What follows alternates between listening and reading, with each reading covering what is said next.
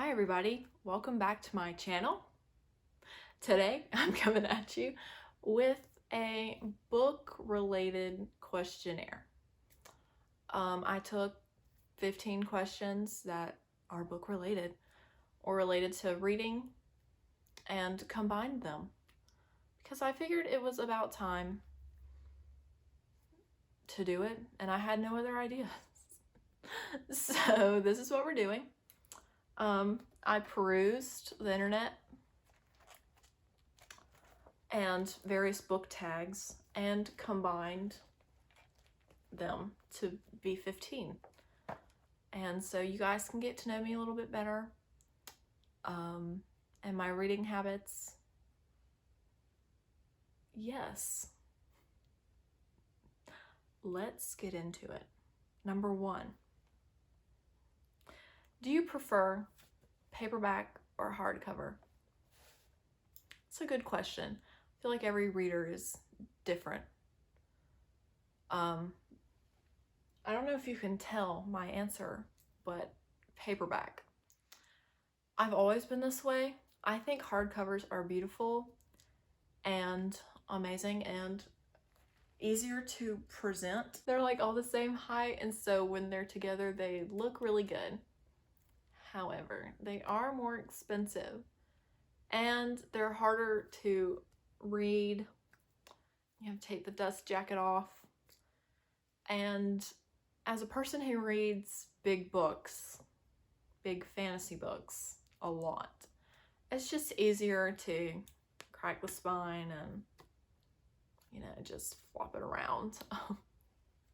Especially I read with one hand most of the time, so it's kind of hard to do that when you have a book like this or this. That's absolutely huge and frustrating when you're not in the middle. So paperback. However, downside with paperback, they're not as pretty. I think they're still beautiful, but they're not as pretty. They're not as easy to present. And you have to wait. I have to wait. I think it's usually about 6 months to a year after the original publishing date in hardcover to get paperback. And it really aggravates me. Really, really aggravates me when I have to wait. Second question. Number 2. Do you annotate your books? This is an interesting question because normally I would say no. I've always, if I see a quote, I underline it and with my pencil, and I keep a pencil in my purse, in the car, by the couch. I take it outside with me when I read just so I can underline quotes. So besides that, normally no. But lately, I have. Let me see. I think I did it in this bad boy. I've started to see, like, I put little hearts. Can you see that? The little hearty hearts. With series, I did that with Throne of Glass, and I think I did it my last reread of The Mortal Instruments too. And I've seen on Bookstagram people who underline and tab and stuff their favorite books, and I would really like to start doing that, especially with series that I know I love and will keep the books forever. I'm never getting rid of these ever in my life. Ever. Anyway, another part of this question is the nonfiction. This is just one that I read for a midterm paper I had last semester. Yes. So let's flip through, and I corresponded my highlighting colors. Where's a good page with the tab color? Yeah, I'm crazy. So I like doing this for books with school, but I really like the tab and highlight corresponding color method. It made it easy to find things. Anyway, too long on the second question. Me like shoving this book in your face. It's just an example. Number 3, let's move on. Let me get this so I don't. Do you prefer duologies, trilogies, longer, or standalones? This is interesting. My answer is vague because I would say all of them. I need to put this down or else I'm going to play with it.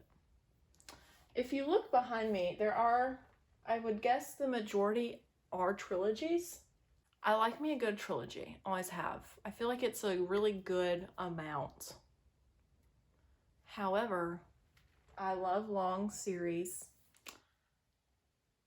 I love duologies if they're done correctly, like Strange the Dreamer, Six of Crows, to name a few. Standalones are good, maybe not for fantasy. So it kind of depends on the genre. I like trilogies, but I like everything. Longer series, I think 6 is a good number. Right? 1, 2, 3, 6. 1, 2, 3, 4, 5, 6. Yes. I'm sorry I keep turning around. Hi. Anyway, 6 is a good number for a long series, I think. I think 7 or 8 is the longest I've read. Anyway, let's just move on, you know. I'm sitting here in silence. Number 4, books you'd recommend to anyone or everyone.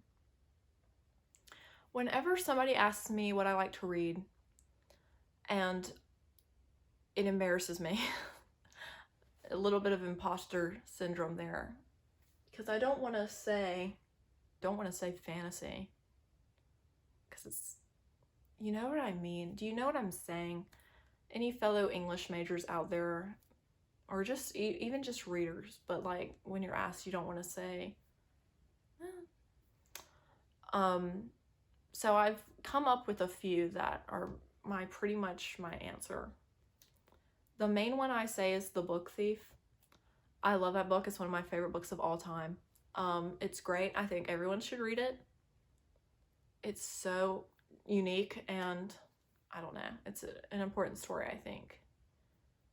And the writing's beautiful and it broke my heart. So that's one. That's a historical fiction. Let me think.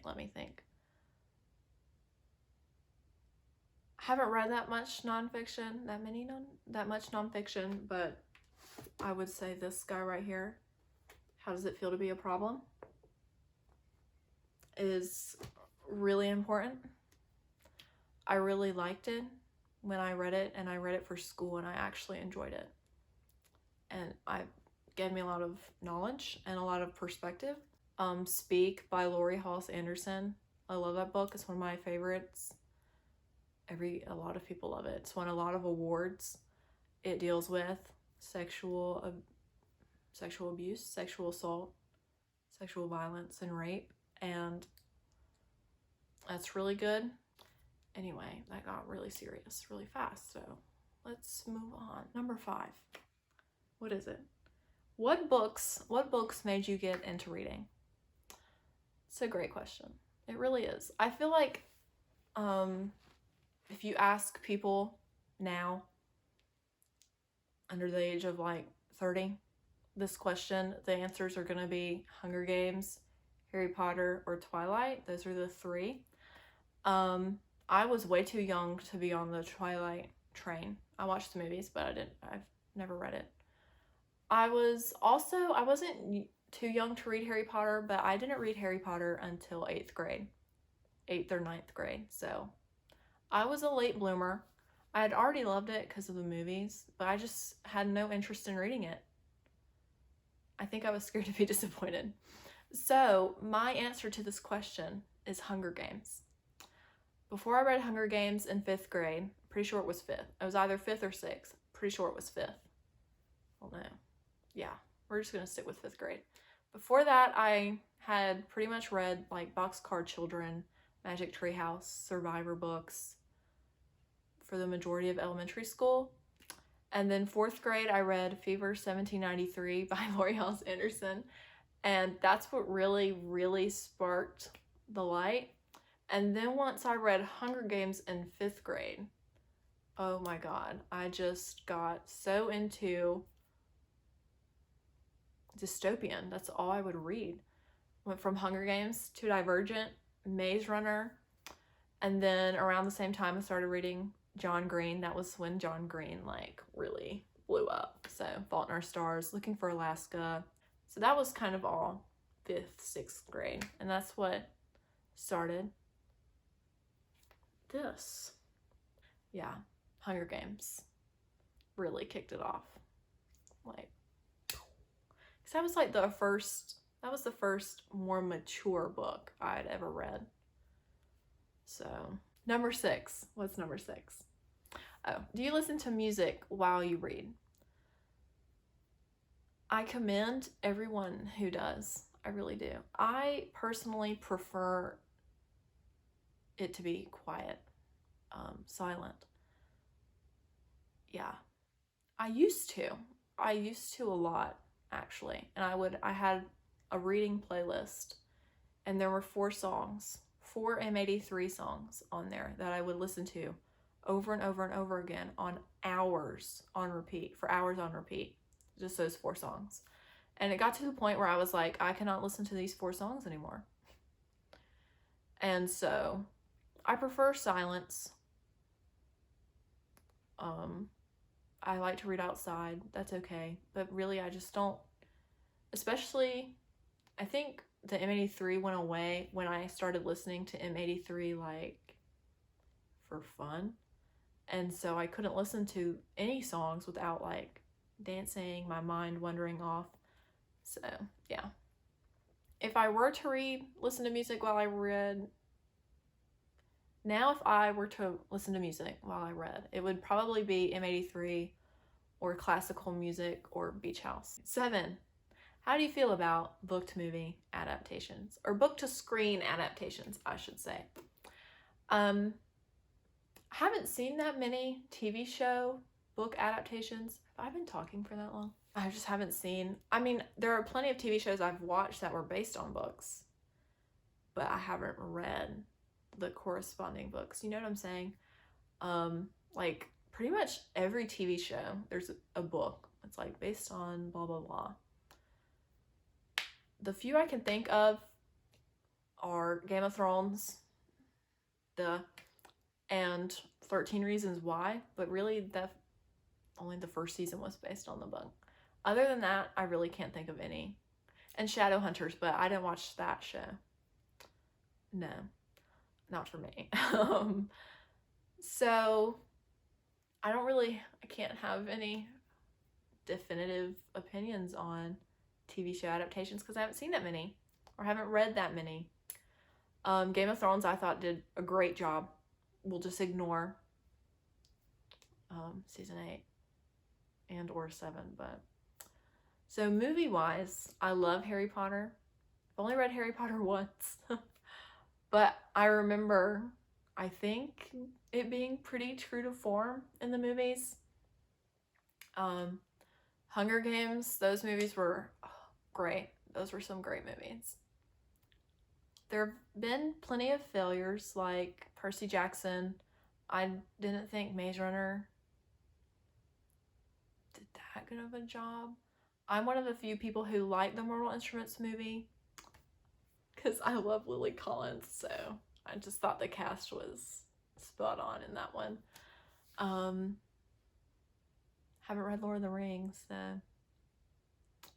thought the Little Women movies did a good job. Pride and Prejudice is good. The Joe Wright version with Keira Knightley. Yeah, I don't know. My opinion is if it's good, it's good. You know what I mean? Like, they can really do it good and they can really do it bad, and either one alters the reading experience, or it can.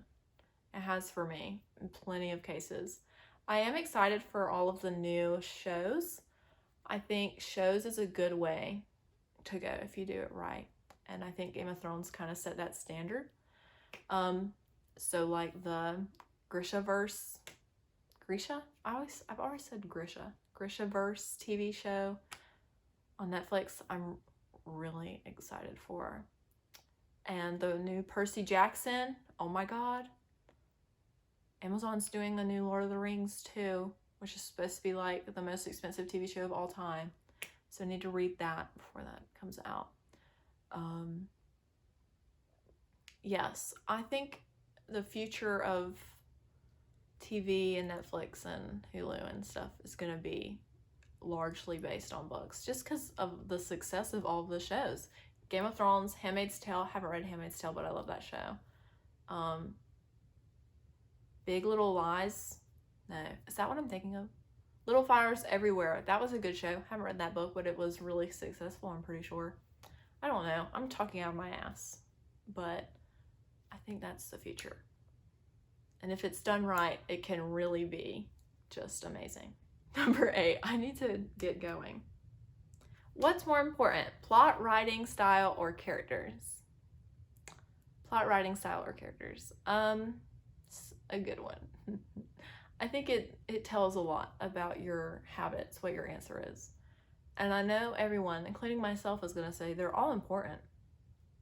And if an author can do all three exceptionally, then the book is going to be fantastic. But for me, I'm a character-based reader. I'm also a character-based, well, actually TV's a little different, but for books, it's definitely character-based. If the writing isn't that good and there's not really a plot, but I love the characters, I will continue to read forever. You know what I'm saying? Like, it doesn't faze me. However, if the writing style and or plot is exceptional, but I hate the characters and I can't root for any of them, and I just don't like the characters, then I'm not going to read it. I'm not going to want to read it, and I'm not going to think it's that good. I'm a character-based reader, 110%. Always have been, and I probably always will be. Okay. Number 9, how many books do you usually read at once? 2. I read a book in physical form, and I read an ebook. Those are my 2 at the same time. I do this because at night, when I like to turn out my lights and take my glasses off and read with my phone this close to my face. And you can't really do that with a physical book, so I read 2. It's been that way for a long time, and I just prefer it. So yeah, I think the most books I've read at once, like actively read at the same time, is probably 4. And there was a point my junior year, I was reading for history. I was reading my 2 books, my 2 regular books, a book for history and a book for English. So I was reading 4. But it got to be too much for me. I was like, can we stop this, please? So, yes, thank you. Number 10. No, that was 10. No. 10. Number 10. Do you read books in one sitting? No. Short answer, no. Usually, I like to spend 7 days or less on a book. Usually it's about between 5 and 7 days. If I go over a week, then I start to feel like I've spent too much time, which doesn't make sense, but that's how I feel. At least for physical books. Ebooks is more like 14 days, 10 to 14 days. Because I'm only reading it at night, so it takes me longer. Anyway, there have only been a few exceptions, such as City of Heavenly Fire. I read in like under 36 hours when I first got it after I pre-ordered it when it first came out, which at the time was an accomplishment. I read Unfiltered, the Lily Collins memoir, in a day. It was really short though. But yeah, those are like the 2 blatant, glaring exceptions in my mind. I've read a few Colleen Hoover books in one sitting. But even then, it's not really one sitting. It's like one day. One sitting is too much for me. My eyes start hurting really bad. And I already have bad eyesight, so I have to take a break. Especially if I'm crying. Oh my god, my eyes hurt like nobody's business. So, yeah. Coolio. 11. What is your favorite reading spot? My couch. My bed is probably my favorite because I'm comfortable. Turn the lights off. No glasses, no contacts. It's nice. I also like when I'm on campus, my dorm has the top 4 stories. No, the top 3 stories have balconies with rocking chairs. So I like to sit out there even when it's freezing and my hands go numb. And I took a blanket out there once. Yeah. But I like sitting out there because it's quiet and peaceful. Anyway, 12. How do you feel about tropes, cliches? Okay, like my answer for many of these questions, it depends. If they're done well, I don't have a problem with them. I really like enemies to lovers. Love triangles, I used to have like this superiority complex about, but if they're done right, love triangles is tricky though. I like love triangles as long as it doesn't seem like the author just threw one in there for it to be a love triangle. If it's obvious from the beginning who the author wants the character to get with, then what's the point? You know what I mean? But like with the Infernal Devices, oh my god, the 3 of them, I can't even start talking about it because I'll just go on forever. But so if they're done right, yes. Cliffhangers, if there's a sequel, okay. It might make me angry, but in the long run, it's not that important, I don't think. One trope that I have a great aversion to. Aversion? Yeah. And my mom knows this well because it ticks me off every time we watch something because it always happens. In movies, TV shows, books, the white fang. I got that terminology from New Girl, from Schmidt on New Girl. That's how I refer to it. White fanging people. Nothing in this world makes me more upset. It just makes me angry. If you've never read White Fang or you've never seen New Girl, you might be like, what is she talking about? White Fang's a book, right? Pretty sure I read White Fang. I don't know. Anywho, White Fang. There's a man, there's a wolf / dog. And the man, to get the dog to leave or to be free or to save itself, whatever, I don't know, threw rocks at it, right? Go away. I hate you. You suck. Leave. Go. Okay, you know what I'm talking about now? Makes me angry. Game of Thrones literally has a scene exactly like that. If you know what I'm talking about, first season, it makes me cry every time. And then people do it. Usually, hear me out. It occurs between 2 people who are love interests, right? You know what I'm saying? Romance. And usually it's the guy who thinks he's protecting the girl and he'll be rude to her. He'll be mean. I don't love you. You're a whore. You're nothing to me. Or he'll like make suggestive comments that would be hurtful and offensive so that they leave, they break up, they are protected from themselves, whatever the excuse is. It makes me furious.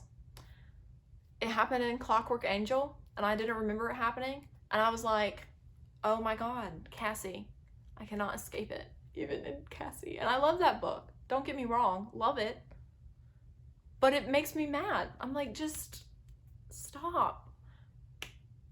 You're taking the other person's free will away from them. I don't care if they could die. I mean, I do care, but it's a choice. And you're taking the choice away. Oh my god.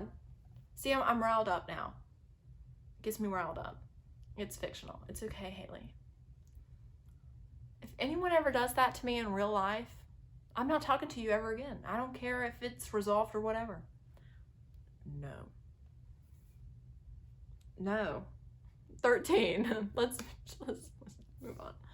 13. Do you prefer new or used books? For a long time, I was a snob, and I was like, F used books, I will never buy them. And then, like 2 years ago, when I was starting to build up my classics collection, I was like, used books, yes. If they're in good condition and they're cheap, I don't care. Especially for classics or books I've already read, like on my phone that I want a physical copy of, why not buy a used book, you know? So I go to used bookstores now, and my city has like this huge normally this huge book sale and like this convention center, and you just bring your books in and people peruse them. I bought like 30 classics from that thing for like $50. Like, that's amazing. Yes. Yeah. Okay. 14. What genres would you like to read more of? Everything. For a long time, and still kind of, but I've branched out more. I was like in this cocooned little YA fantasy bubble. I don't know if you could tell. But lately, as I'm turning 19 in a few days, so I'm an adult now. And sometimes when I'm reading about 16-year-olds doing things, it makes me feel really sad because I'm old. So I've started to turn away. I will always love YA, and I will probably always read YA, even when I'm like 80 years old. But I am starting to be more drawn to adult genres. So romance, fantasy, sci-fi, I don't care. Mystery, thriller. But I would like to just, in general, read more thriller mysteries and more nonfiction. My goal this year is to read more nonfiction. Memoirs, informative books, informational books, essays, whatever it may be. If you have any recommendations, I'm here for them. Last question. Thank God. My jaw. Sorry. Do you reread books? Why? I think, well, I don't know. My mom doesn't reread books, so can't say every reader rereads. Yes, I do. Frequently. Last year, I read over 80 books, and I would say a good 30%. No, what? A good like 40%, so 30. The books I had read were rereads.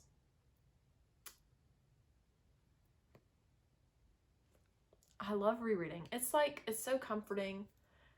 And my mom's always like, you know it's going to happen. But okay, you don't remember every little detail.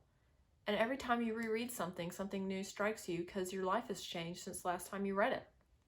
So, and every time I reread a series I really love, it just means more to me, and I love it even more. So like with this right here, I've reread probably 4 or 5 times all the way through. I last reread it in 2019, and I loved it. Right now I'm rereading The Infernal Devices. Love it. Throughout the year, what happens the majority of the time is I buy a first book in a series or a trilogy, and then, like I said, I have to wait to get the other ones. So by the time I have the other ones, I have to reread the first book again. That happens quite frequently.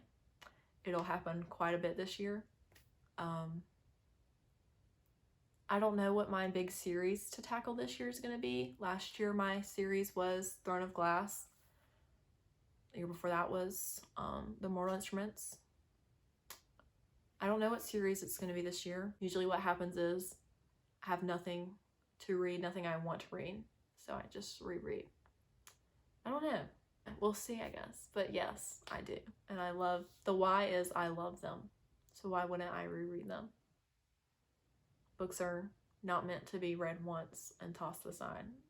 They're meant to be loved and reread and marked up and sit on a shelf for years and talked about. So yeah. Okay, that was my 15 questions. Those were my 15 questions. This video is probably really long. I didn't mean for it to be this long. I actually thought to myself, 15 questions, 1 minute per question, 15 minutes. I don't know who I was trying to fool with that one. Yeah, I'm gonna go now. Hope you liked this video. If you have any more questions, maybe I'll do another one. Yes. My eyes hurt. I don't know why. I'm gonna go and finish Clockwork Prince. That sounds nice. Okay. I'm gonna go. Thank you for watching. I hope you enjoyed. Hope you learned some things. Answer these, if you want to, answer these questions. Give me some details. I don't know what I'm doing. So that means I've got to go. Yes, hope you enjoyed. See you next time, hopefully. It's time. See you next time. Bye.